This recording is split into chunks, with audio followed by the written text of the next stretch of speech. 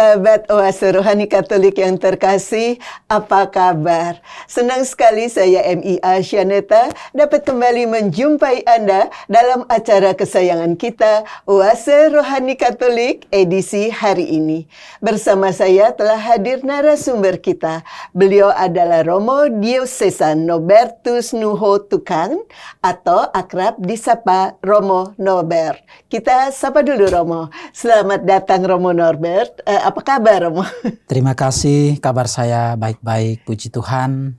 Ya, Romo, kita akan segera mulai acara ini ya Romo.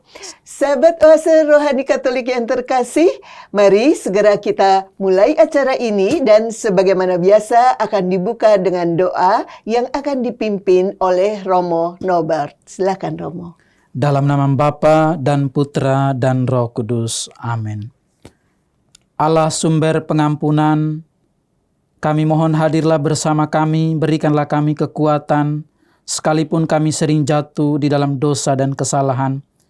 Biarlah kami untuk senantiasa rendah hati dan sabar, datang ke hadapan-Mu, meletakkan diri kami di hadapan-Mu, dan mengandalkan kekuatan-Mu. Semoga Engkau selalu setia, memberkati dan menguatkan kami dalam perjalanan hidup kami, agar kami pun senantiasa saling kuat, saling bantu, saling mengampuni di dalam kehidupan ini. Demi Yesus Kristus, Putra-Mu Tuhan dan pengantara kami, kini dan sepanjang segala masa. Amin. Amin. Karena segala kejahatan yang kuperbuat terhadap Yerusalem, maka aku sekarang mati dalam kepedihan yang besar. Bacaan dari kitab pertama Makabe. Pada waktu itu, Raja Antiochus menjelajahi wilayah pegunungan Persia. Didengarnya kabar bahwa Elymais, sebuah kota di negeri Persia, termasyhur karena kekayaan perak dan emas.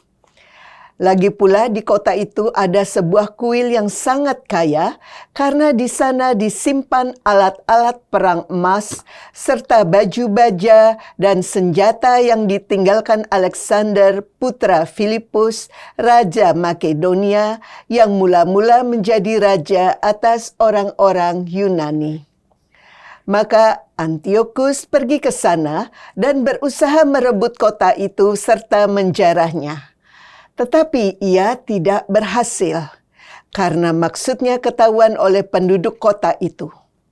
Mereka memberikan perlawanan kepada raja, sehingga ia melarikan diri dari situ, dan dengan menyesal mau kembali ke kota Babel. Kemudian datanglah seseorang ke daerah Persia memberitahu raja, bahwa bala tentaranya yang memasuki negeri Yudea sudah dipukul mundur. Khususnya Lisias yang berperang dengan bala tentara yang kuat telah dipukul mundur oleh orang-orang Yahudi.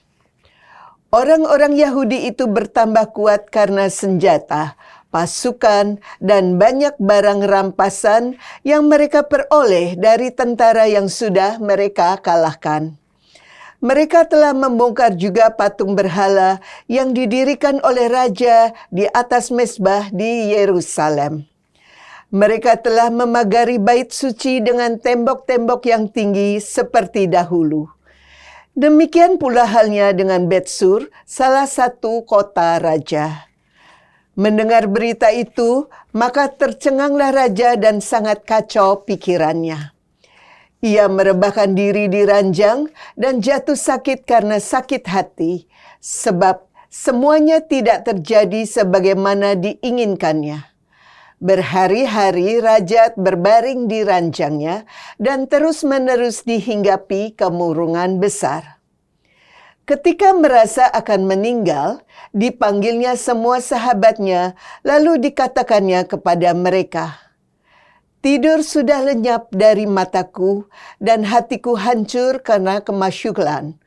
Maka dalam hati aku berkata, betapa besar keimpitan dan kemalangan yang menimpa diriku sekarang ini. Padahal aku ini selalu murah hati dan tercinta dalam kekuasaanku. Tetapi teringatlah aku sekarang akan segala kejahatan yang telah kuperbuat terhadap Yerusalem dengan mengambil perkakas perak dan emas yang ada di kota itu dan dengan menyuruh menumpas penduduk Yerusalem dengan sewenang-wenang. Sekarang aku menjadi insyaf bahwa semuanya itulah sebabnya aku ditimpa malapetaka ini. Sungguh, aku sekarang jatuh binasa di negeri yang asing dengan amat sedih hati. Demikianlah sabda Tuhan. Syukur kepada Allah. Mazmur tanggapan. Ya Tuhan, aku bergembira atas kemenangan-Mu. Ya Tuhan, aku bergembira atas kemenangan-Mu. Aku mau bersyukur kepada Tuhan dengan segenap hati. Aku mau menceritakan segala perbuatan-Mu yang ajaib. Aku mau bersukacita dan bersukaria karena Engkau, bermazmur bagi nama-Mu yang maha tinggi. Ya Tuhan, aku bergembira atas kemenangan-Mu. Sebab musuhku telah mundur, tersandung jatuh, dan binasa di hadapan-Mu.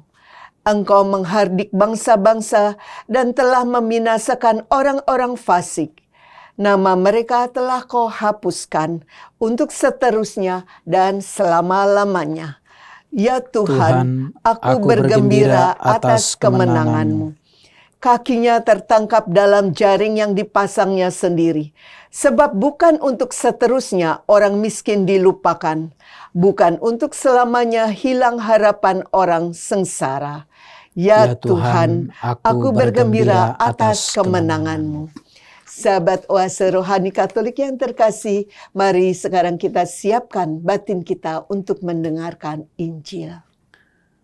Haleluya, haleluya, haleluya, haleluya, haleluya, haleluya. Juru selamat kita Yesus Kristus telah mematahkan kuasa maut dan mendatangkan hidup yang tidak dapat binasa. Haleluya, haleluya, haleluya. Tuhan bersamamu Dan bersama rohmu. Inilah Injil suci menurut Lukas. Dimuliakanlah Tuhan. Pada suatu ketika datanglah kepada Yesus beberapa orang Saduki yang tidak mengakui adanya kebangkitan. Mereka bertanya kepada Yesus, "Guru, Musa menulis untuk kita perintah ini. Jika seorang yang mempunyai saudara laki-laki mati, meninggalkan istri, tetapi tidak meninggalkan anak, maka saudaranya harus kawin dengan wanita itu dan membangkitkan keturunan bagi saudaranya. Ada 7 orang bersaudara. Yang pertama kawin dengan seorang wanita lalu mati tanpa meninggalkan anak. Lalu wanita itu dikawini oleh yang kedua dan oleh yang ketiga, dan demikianlah berturut-turut oleh ke-7 saudara itu. Mereka semuanya mati tanpa meninggalkan anak. Akhirnya wanita itu pun mati. Bagaimana sekarang dengan wanita itu? Siapakah di antara orang-orang itu yang menjadi suaminya pada hari kebangkitan? Sebab ke-7-nya telah beristrikan dia." Berkatalah Yesus kepada mereka, "Orang dunia ini kawin dan dikawinkan, tetapi orang yang dianggap layak mendapat bagian dalam dunia yang lain itu, dan dalam kebangkitan dari antara orang mati tidak kawin dan dikawinkan. Sebab mereka tidak dapat mati lagi. Mereka sama dengan malaikat-malaikat dan menjadi anak-anak Allah, karena mereka telah dibangkitkan. Tentang bangkitnya orang-orang mati, Musa telah memberitahukannya dalam Nas tentang semak duri, di mana Tuhan disebut Allah Abraham, Allah Ishak, dan Allah Yakub. Ia bukanlah Allah orang mati, melainkan Allah orang hidup. Karena di hadapan Dia semua orang hidup. Mendengar itu, beberapa ahli Taurat berkata, "Guru, jawabmu itu tepat sekali." Maka mereka tidak berani lagi menanyakan apa-apa kepada Yesus. Demikianlah sabda Tuhan. Syukur pada Allah. Sahabat Oase Rohani Katolik yang terkasih, mari kita mulai perbincangan ini ya Romo Norbert. Di sesi pertama ini Romo, hal-hal penting dan menarik apa yang rasanya perlu untuk Romo sampaikan? Baik Bapak Ibu, Saudara-saudari dimanapun Anda berada, kita melihat bacaan pertama ya. Saya sangat tertarik karena bercerita tentang seorang raja yang hebat sebenarnya.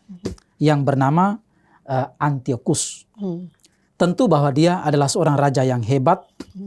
Karena di satu sisi diyakini bahwa dia adalah orang yang dipilih dan diperkenankan oleh Tuhan. Karena raja-raja pada zaman dulu itu biasanya mereka diyakini mereka itu dicintai, dipilih dan direstui oleh Tuhan sendiri. Maka diyakini juga bahwa kerajaan apapun yang mereka pimpin pasti adalah kerajaan yang penuh damai. Karena apa? Mereka merupakan personifikasi dari Tuhan itu sendiri. Karena itu bacaan pertama yang kita dengar dari kitab pertama Makabe bercerita tentang Raja Antiochus, ya, seorang raja yang dia sendiri mengakui bahwa dia adalah orang yang rendah hati dan dicintai di dalam kekuasaannya, dalam kepemimpinannya. Dan tentu bahwa pada saat itu semua orang pada awalnya sangat mencintai Antiochus karena dia seorang yang sangat dermawan, sangat rendah hati, dan juga sangat dicintai oleh siapapun dalam kehidupan. Karena itu kita membayangkan bagaimana situasi pada saat itu orang mengalami damai dan sukacita di bawah kepemimpinannya. Tetapi apa yang terjadi kita melihat? Justru raja yang hebat, yang rendah hati tadi, justru dalam perjalanan dia menunjukkan bahwa dia sebagai seorang raja yang tamak. Seorang raja yang jahat dan juga seorang raja yang haus akan kekuasaan. Indikasinya seperti apa kita lihat? Kita perhatikan dalam bacaan tadi gitu ya. Dia menjadi seorang raja yang jahat, tamak, dan haus akan kekuasaan itu nampak dalam tindakan dia untuk pergi menjajah bangsa lain.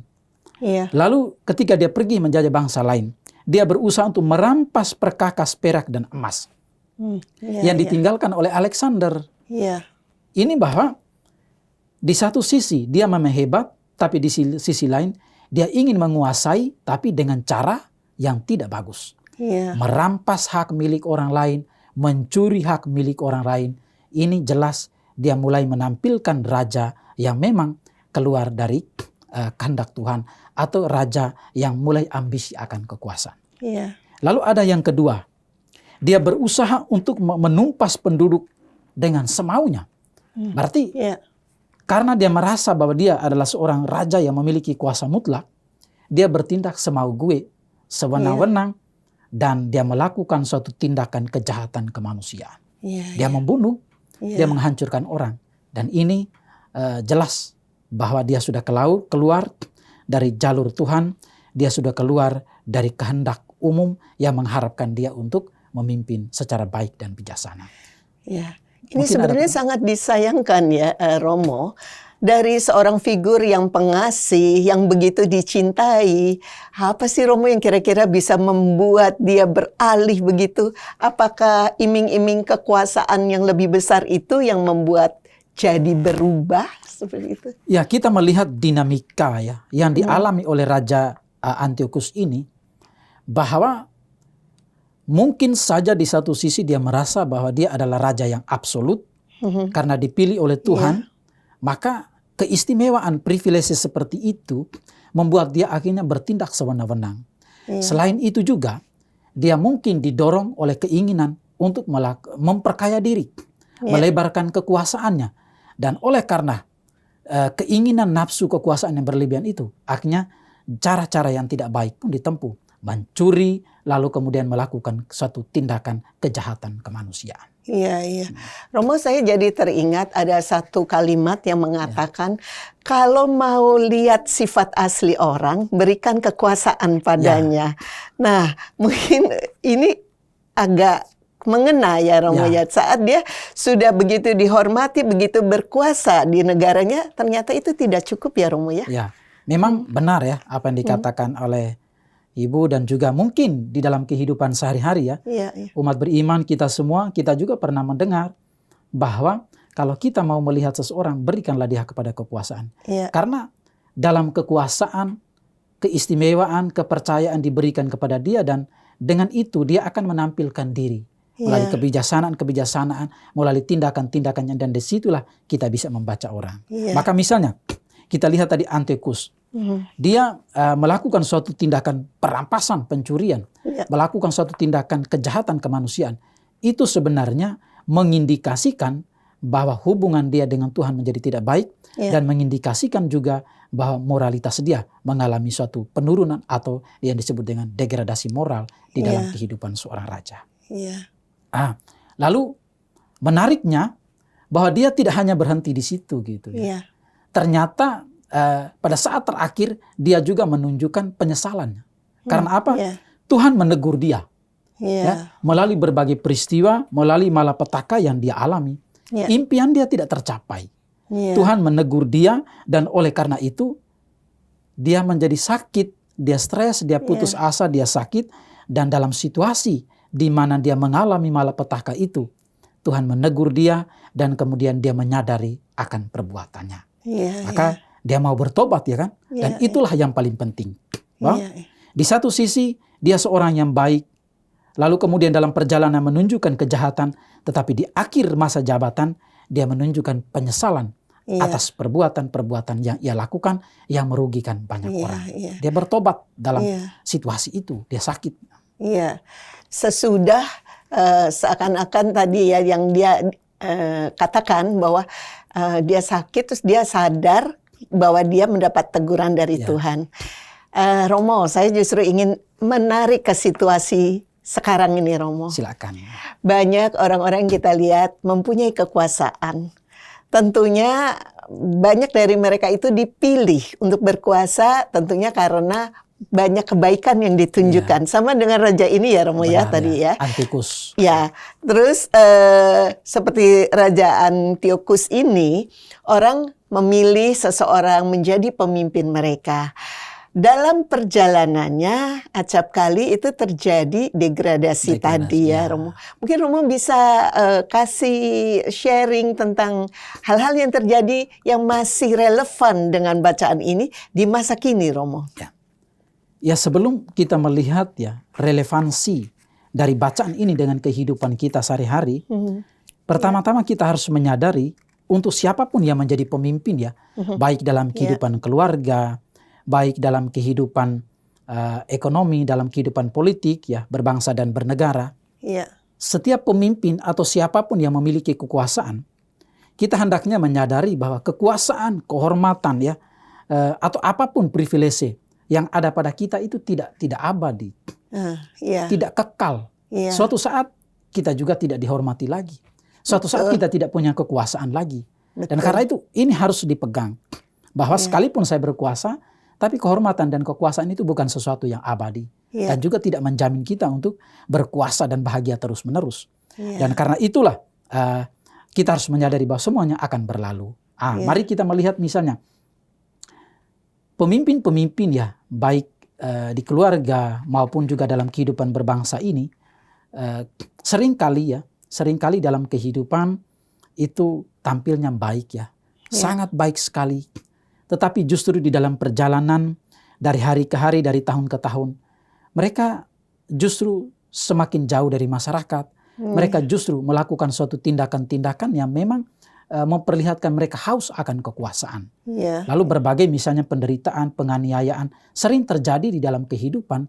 Karena apa? Pemimpin yang tadinya baik, ternyata dalam perjalanan dia menjadi terlena dengan keistimewaan, dia menjadi haus akan kepuasan, sehingga apa?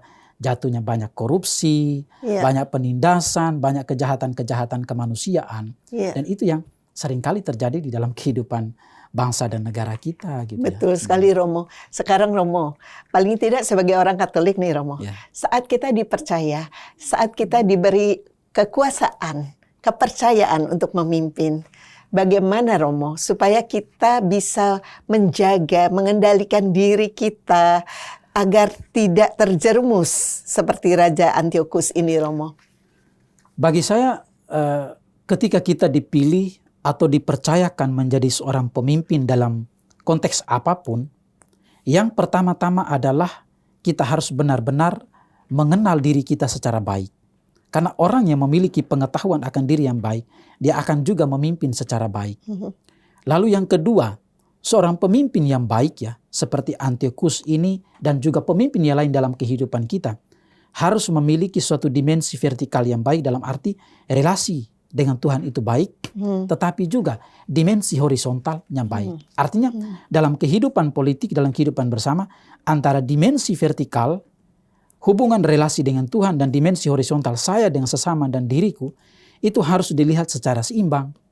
Jangan sampai kita terlalu mementingkan politik dalam dimensi horizontal dengan orang lain, dengan sesama, tapi dimensi dengan Tuhan kita lupa.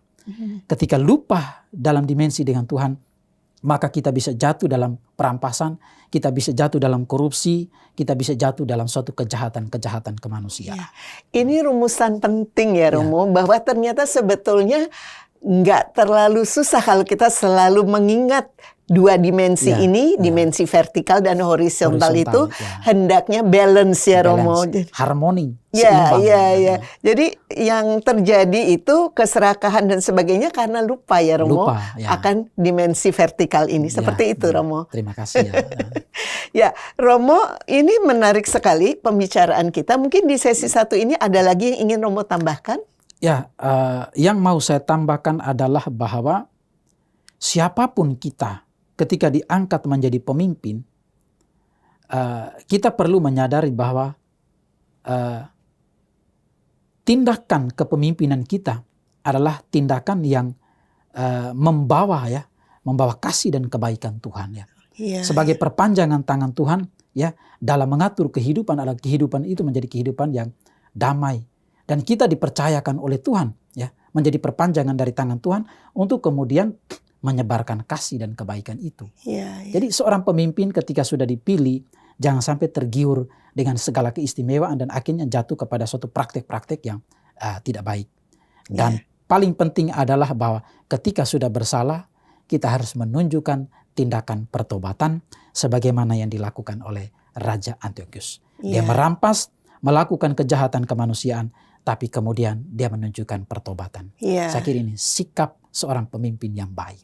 Dan akan lebih baik ya Romo kalau selalu berpegang dan mengingat dimensi vertikal itu ya Romo.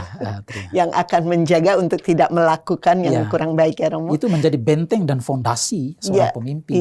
Betul. Ya Romo Norbert, sayang kita harus jeda sejenak, nanti kita lanjutkan perbincangan kita. Sahabat Oase Rohani Katolik yang terkasih, kami masih akan kembali sebentar lagi. Jangan kemana-mana, tetaplah di tempat Anda.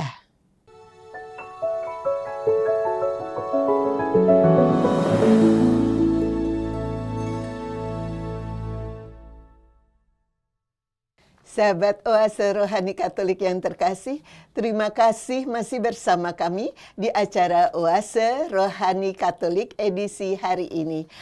Masih bersama dengan Romo Diocesan Norbertus Nuhotukan dan saya MIA Shaneta. Bagi Anda yang ingin menyampaikan saran atau kritik, kami persilakan untuk menghubungi kami melalui alamat email kami di orkkaj2021@gmail.com atau melalui nomor WhatsApp di 0881 0251 33438. Mari kita lanjutkan perbincangan kita. Ya Romo Norbert, di sesi kedua ini hal-hal yang menarik apa yang Romo rasa perlu ini untuk disampaikan?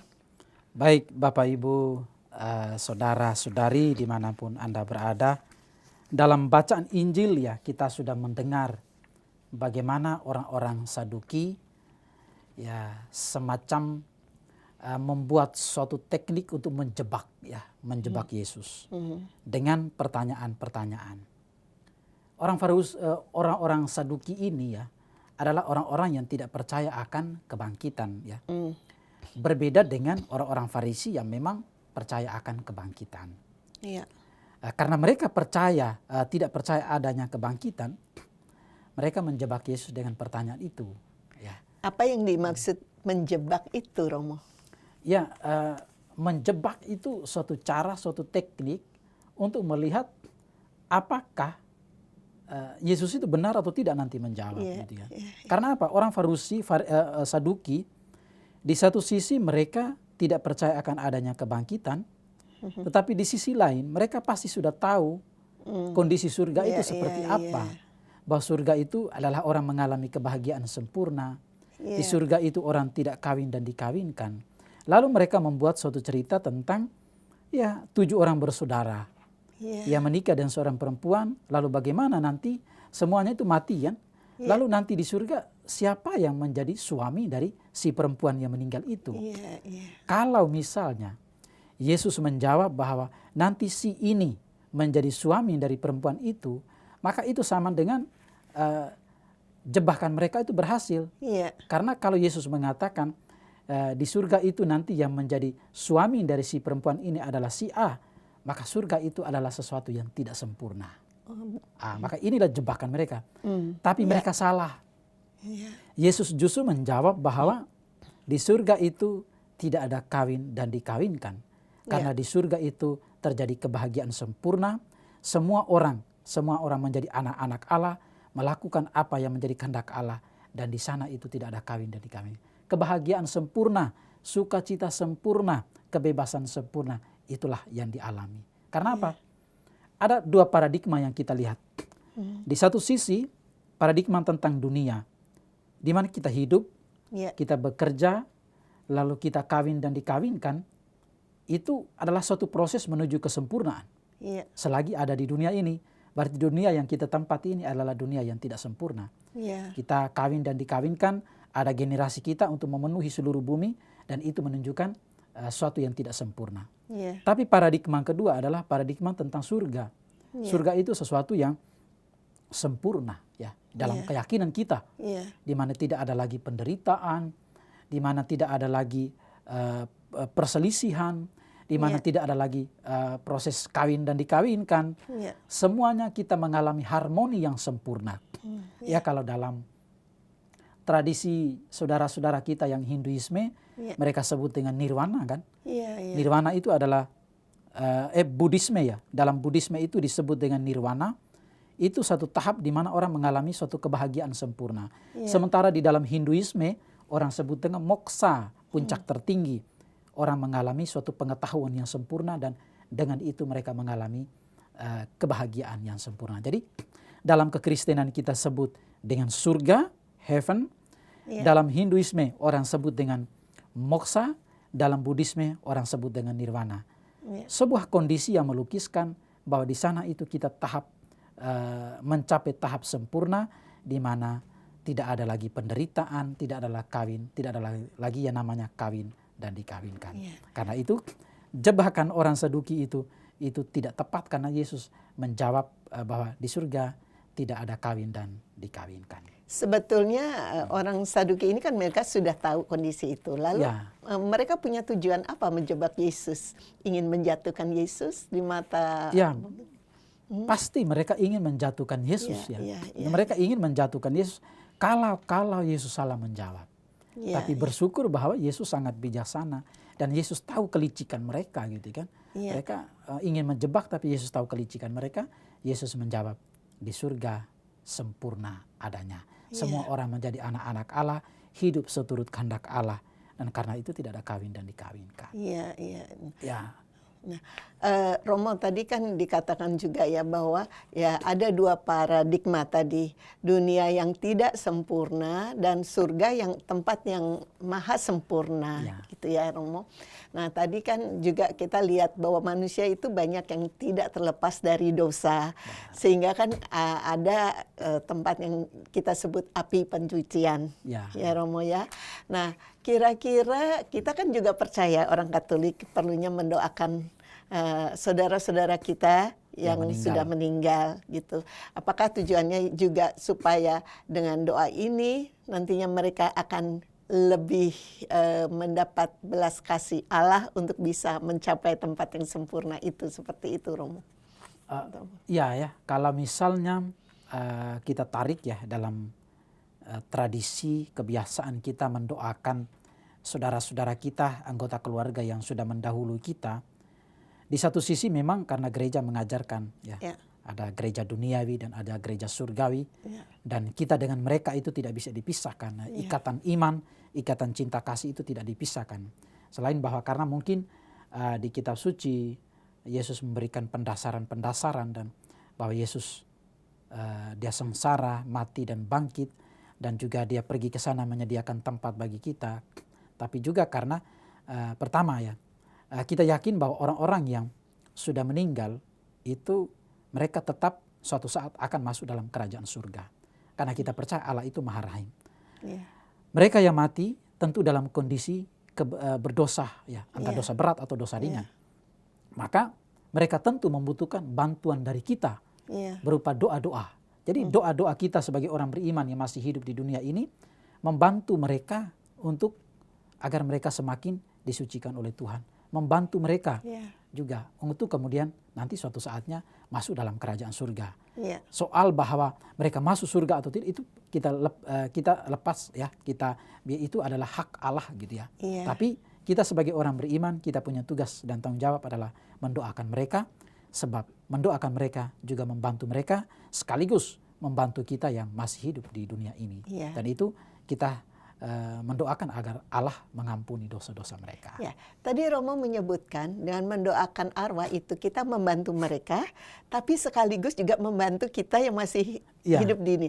Bisa tolong dijelaskan ini membantu kita yang masih hidup di dunia? Ya misalnya ya, ketika kita mendoakan orang-orang yang sudah meninggal, ya kita tentu tidak hanya memohon kepada Tuhan supaya menunjukkan kerahiman dengan mengampuni dosa mereka. Tapi pada saat yang sama kita juga sedang mempersiapkan diriku. Suatu saat saya ini akan mati juga. Karena itu sikap apa yang paling penting saya sebagai orang beriman selagi saya hidup di dunia ini. Itu yang penting, bahwa saya terus-menerus berjuang, terus-menerus berbuat kasih, terus-menerus mengampuni orang lain selagi saya bernapas, selagi saya hidup di dunia ini. Jadi di satu sisi kita mendoakan mereka, tapi pada saat yang sama kita mempersiapkan diri mereka dengan perbuatan baik dan dengan kesadaran bahwa suatu saat saya juga dipanggil Tuhan. Jadi itu sebagai semacam pengingat untuk diri kita gitu ya Romo ya. Jadi manfaatnya untuk mereka juga untuk kita. Iya. Dan itu memang doa itu memang sesuatu yang diyakini menjadi kayak semacam bantuan bagi saudara-saudara yang sudah meninggal itu untuk lebih bisa mendapatkan belas kasih dari Allah. Seperti itu Romo ya. Sebagai perwujudan bahwa kita memiliki cinta kasih dan iman yang memang tidak pernah memisahkan kita. Karena cinta kasih Kristiani itu cinta kasih yang memang melampaui batas apapun. Baik orang hidup maupun orang mati, cinta kasih dan iman itu merangkul dan melampaui kehidupan kita. Memeluk semua yang sudah mati maupun yang masih hidup. Cinta kasih itu dan iman itu menjadi suatu kekuatan yang merangkul dan memeluk kita bersama. Ini kalimat yang indah sekali Romo, bahwa cinta kasih itu memeluk semua yang masih hidup maupun yang sudah meninggal. Karena dikatakan di sini di bagian terakhir Bapak Ibu Saudara-saudari, Allah yang kita imani adalah bukan Allah orang mati, melainkan Allah orang hidup. Karena di hadapan Dia semua orang hidup. Karena Allah itu adalah Allah itu hakikatnya hidup. Hakikatnya cinta, dan cinta itu berarti hidup. Kalau begitu, semua orang yang datang kepada Tuhan Ya. Itu berarti karena cinta kasih. Maka baik mereka yang di sana maupun di sini, kita yang masih hidup, kita semua dirangkul dalam kasih Allah, dan Allah itu adalah hidup. Mereka di sana hidup, kita juga hidup, dan semuanya disatukan dalam kasih. Iya. Jadi itu sebabnya disebut Allahmu bukan Allah orang mati, tetapi Allah yang orang hidup. Ini luar biasa ya. Ya. Jadi sebetulnya memang ya, dengan kita juga mendoakan keluarga atau kenalan yang sudah meninggal itu juga menjadi pengingat kita, dan kita semua tentunya berharap suatu saat kita akan sampai ke surga, tempat yang sempurna itu ya Romo ya. Ya Romo Norbert, ada lagi yang ingin disampaikan? Yang terakhir ya yang mau saya sampaikan, bahwa Allah yang kita imani itu adalah Allah yang hidup, Allah yang penuh kasih. Ya. Karena itu ketika kita mendoakan orang-orang mati misalnya, dengan itu kita menunjukkan keyakinan kita bahwa Allah itu tidak mati, tapi Allah itu selalu hidup. Karena hidup itu adalah hakikat Allah. Dia selalu bertindak, mencintai, dan menyelamatkan kita. Maka kita kembali misalnya tadi bacaan pertama tentang raja yang baik, jahat, bertobat, lalu bacaan Injil mengajak kita tentang bagaimana hidup di dunia itu adalah hidup yang sempurna. Maka baik dunia maupun surga semuanya itu dirangkul oleh kekuasaan, kebaikan, dan cinta kasih Tuhan. Itulah menunjukkan bahwa Allah yang kita cintai adalah Allah kehidupan. Ya, Allah hakikatnya adalah Allah yang hidup. Ya. Baik Romo Norbert, sayang sekali waktu kita sudah habis. Kita harus akhiri perbincangan ini di sini. Sahabat Oase Rohani Katolik yang terkasih, demikian perbincangan ini menarik dan menguatkan kita bahwa kita punya Allah yang hidup. Sebagaimana biasa, acara akan ditutup dengan doa dan berkat melalui Romo Norbert. Silakan Romo. Marilah berdoa. Dalam nama Bapa dan Putra dan Roh Kudus. Amin. Tuhan, terima kasih banyak atas berkat yang selalu kami alami. Buatlah kami selalu sadar akan kebesaran-Mu di dalam kehidupan kami, agar kami dengan rendah hati selalu datang ke hadapan-Mu untuk memohon agar Engkau sudi memberkati hidup dan perjuangan kami. Biarlah kami menjadi pribadi yang penuh setia. Biarlah kami juga menjadi pewarta-pewarta yang handal di dalam kehidupan kami. Terpujilah Engkau kini dan sepanjang segala masa. Amin. Tuhan bersamamu. Dan bersama rohmu. Kita semua, seluruh anggota keluarga kita, dijaga, dilindungi, dan diberkati Allah yang Maha Kuasa, Bapa dan Putra dan Roh Kudus. Amin. Terima kasih Romo Norbert sudah bersedia hadir di sini. Sahabat Oase Rohani Katolik yang terkasih, demikian perbincangan kita kali ini. Semoga banyak manfaatnya bagi Anda semua. Romo Diocesan Norbertus Nuotukan dan saya M.I. Asyaneta pamit undur diri. Selamat melanjutkan aktivitas Anda dan salam damai.